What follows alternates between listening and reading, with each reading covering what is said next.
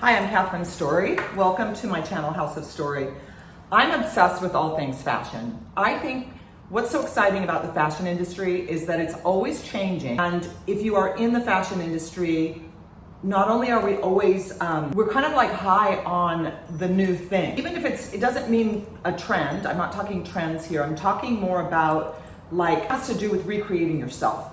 I think for me, I love the whole idea that I can get dressed, tonight I can wear this beautiful white and be a goddess, and tomorrow I can totally be, in a sequin mini skirt. I love the idea that I can express myself through clothing. And as a designer, that is what I like to translate to my clients, and I hope they feel the same way. The thing about fashion is, it is always changing, so how do you stay relevant? What is it that you can do to stay in this business, stay in the game? And having been in this business for as long as I have, as well as having a boutique, being in retail, having a retail job was the Broadway, I think it was called.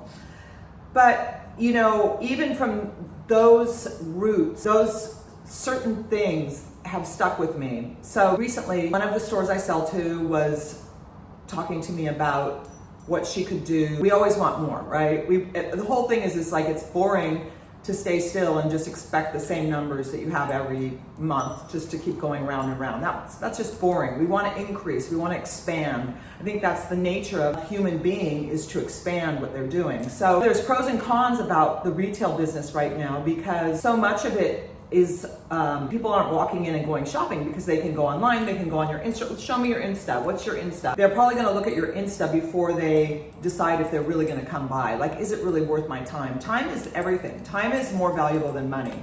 And so you have to really make it interesting for somebody to want to drop by your boutique. And I love it when somebody asks me a question like that, because it makes my mind start ticking about, well, what would help to improve her revenue? And so I think about like what she has, what you have as a boutique owner now that I didn't have starting, was this whole virtual world. And so you have to keep basically what you're showing on your page, what you're doing is basically like your shop window.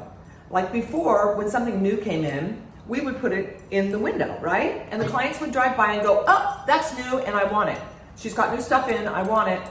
So now it's about translating that and bringing that into whatever you're doing and however you're communicating with your clients through social media. So, I hear a lot of times people will say, oh, I don't like to show selfies. Who cares? Like, if you're in the business of fashion, you're gonna have to do something, right? You can't just expect people people are bombarded with stuff. You have to get attention, you have to really doing 10 times what you think you have to do. And I'm not kidding, because that's what it takes to make a change in your dynamics, even in the matrix of your world, to do something different, to make something different come into your life, to attract something different. You actually have to be giving that energy out and give it out and out, even though you're not seeing it come back to you. You have to just be committed and keep going and take the steps that you need to take to stay in the game. And so use social media. My suggestion to her was to start doing Instagram Live, start just bombarding people with things, and you will lose followers, you probably will get haters, who cares? You will also, the people that are really part of your tribe, you will find them, and that's not something we had when I started. It was, like I said, it was a shop window.